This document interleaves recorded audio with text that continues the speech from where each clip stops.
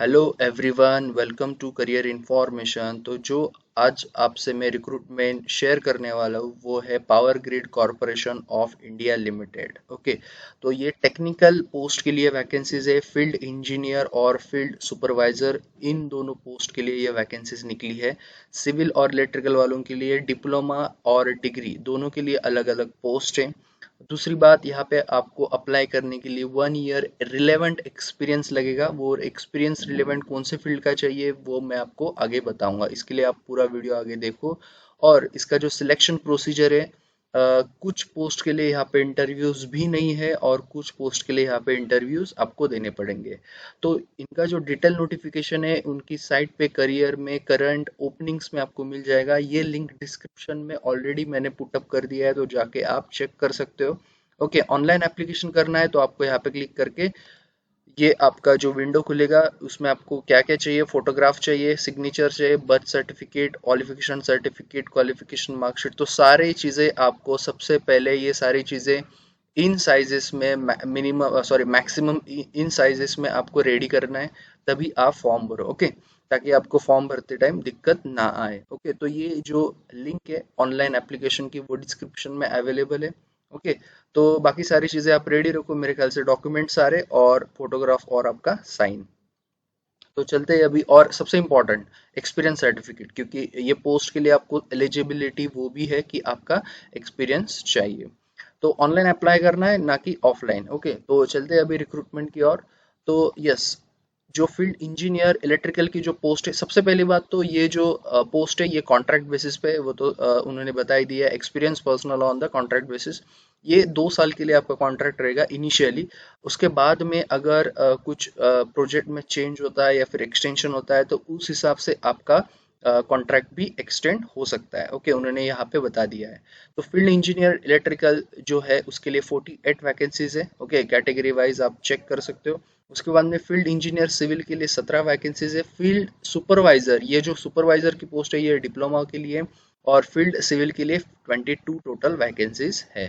बाकी जो भी कास्ट वाइज आपको एज रिलैक्सेशन आपका वो लागू होता है। ओके, तो एज लिमिट जो है इसका 29 ईयर्स है। तो ओबीसी के लिए 32 और SC ST वालों के लिए 34। ओके, तो इसेंशियल क्वालिफिकेशन पहली जो पोस्ट थी जैसे फील्ड इंजीनियर इलेक्ट्रिकल, उसमें बी बीटेक आपके परसेंटेज होने चाहिए 55%। ओके, बी बीटेक आपका इलेक्ट्रिकल में होना चाहिए और ये सारी ब्रांचेस के ही लोग अप्लाई कर सकते हैं। Okay, no other than that वो लोग रिजेक्ट करेंगे।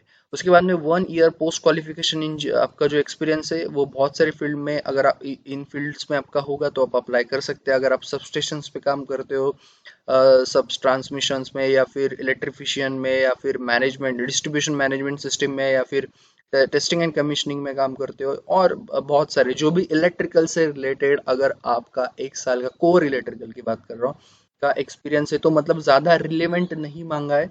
तो मोस्टली आपका जो कोर आपका एक्सपीरियंस है तो वही वो भी चलेगा। Experience in PSU listed company particular in power sector will be preferred. तो ऑब्वियसली अगर आपका गवर्नमेंट सेक्टर से एक्सपीरियंस लेके आते हो तो मोस्टली अगर आपको गवर्नमेंट के लिए ही अप्लाई करना है तो वो लोग ज़्यादा प्रेफरेंस देते हैं। ओके, तो अगर ऐसे कोई लोग हैं तो वो तो उनके लिए बहुत अच्छी अपॉर्चुनिटी है। उनको मोस्टली रिटर्न क्लियर करके इंटरव्यू में भी फायदा होगा उस चीज़ का। उसके बाद में खैर, लेकिन जिनका प्राइवेट में बहुत सारी वैकेंसीज हैं तो ऐसा मत सोचो कि उनको ही प्रिफर, मतलब उनको ही ज़्यादा प्रेफरेंस दिया जाएगा। आपको भी वो ले सकते हैं। ओके, सिर्फ उन्होंने एक प्रेफरेंस बताया। उसके बाद में अगर आपका बी इलेक्ट्रिकल, अगर बीटेक आपका सिविल में है 55% तो उसमें अप्लाई कर सकते हो सेकंड पोस्ट के लिए, फील्ड इंजीनियर सिविल के लिए। उसका भी सेम आपका जो एक्सपीरियंस है वो सारे इस फील्ड में होगा तो आप अप्लाई कर सकते हो। ओके, उसके बाद में नेक्स्ट है फील्ड सुपरवाइजर। इसकी जो पोस्ट है इसमें आपका 3 इयर्स का डिप्लोमा चाहिए, लेकिन अगर आपका बी हुआ है, बीटेक हुआ है, एमई हुआ है, एमटेक हुआ है तो आप एलिजिबल नहीं हो। Whether it is with diploma और विदाउट डिप्लोमा आप एलिजिबल नहीं हो। तो डिप्लोमा वालों के लिए, जिनका सिर्फ डिप्लोमा हुआ है उनके लिए बहुत बहुत अच्छी अपॉर्चुनिटी ये है उनके लिए। ओके, उसके लिए भी आपका 1 साल का एक्सपीरियंस। ओके, बाकी PSU और लिस्टेड कंपनी होगा तो आपको प्रेफरेंस दिया जाएगा, क्योंकि आपने एक गवर्नमेंट सेक्टर में काम भी किया है तो थोड़ा प्रेफरेंस होता है। ओके, तो फील्ड सुपरवाइजर जो सिविल का है उसके लिए भी 55%, डिप्लोमा सेम चीज, B BTech M MTech, higher qualification apply मत करो, 1 साल का एक्सपीरियंस इसको भी लगेगा। तो ये आपके 4 पोस्ट है, 87 88, मतलब 187 एंड 188 पोस्ट के लिए ये है आपका सैलरी।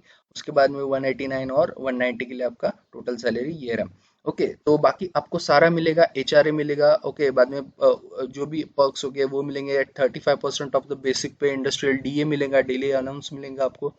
तो वो सारी चीजें आपको यहाँ पे मिलेगी, जो बेनिफिट्स बाकियों को भी मिलते हैं, मोस्टली परमानेंट जो पोस्ट होती है उनको। बस इतना है कि ये कॉन्ट्रेक्चुअल बेसिस है।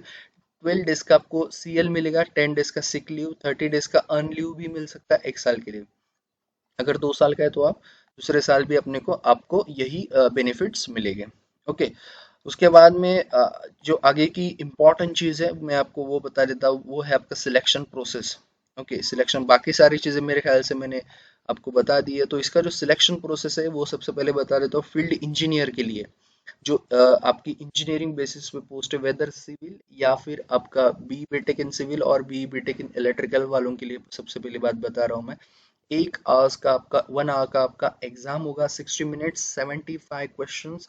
उसमें से 50 क्वेश्चन आपके डिसिप्लिन से रिलेटेड होंगे, वेदर सिविल वेदर इलेक्ट्रिकल, और 25 क्वेश्चंस आपके होंगे reasoning, data interpretation, compression, data sufficiency, ability, vocabulary, इसमें से आएंगे। उसमें से आपके जो एमसीक्यू टाइप होगा। और सबसे इम्पॉर्टेंट बात यह है कि यहाँ पे निगेटिव मार्किंग नहीं है, there shall be no negative marking.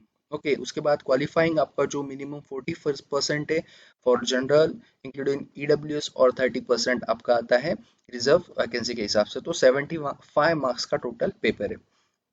उसके बाद में okay, the merit will be drawn purely on the basis of in the interview.